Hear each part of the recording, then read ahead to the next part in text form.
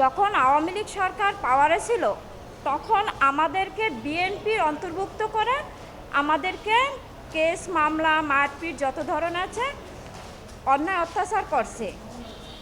এরকম হামলা মামলা করার পর যখন আওয়ামী লীগ সরকারের পতন হয়, পতন হওয়ার পর তারা আমাদেরকে আওয়ামী লীগের দলভুক্ত করে আমাদেরকে আবার মামলা হামলা তারা করতে আসে, যত ধরনের হয়রানি আছে তারা ছেড়ে দিচ্ছে না।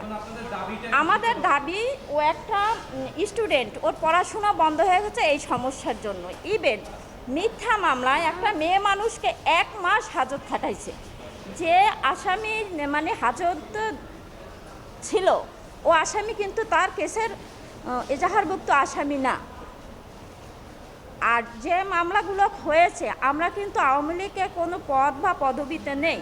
আমি বিএনপি, আমি 10 নম্বর যখন আন্দোলন হয়েছে আমি আমাদের ছাত্র ভাইদের সাথে ছিলাম।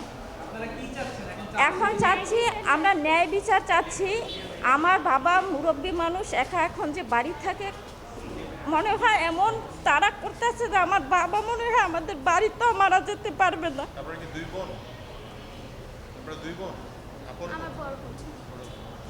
আমার মুরব্বী বাবা 1 মাস হাজত খেটে বেরোইছে। আমার আব্বা কোনো পদ পদবি বা কেউ কোনো কিছু না, আওয়ামী লীগের কিছু না। হ্যাঁ, ও আছে ষড়যন্ত্র।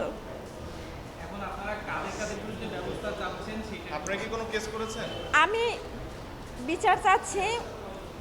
ওছি নুরুল ইসলাম বাদল 1 নম্বরে সেই সব এই ঘটনাগুলো ঘটছে।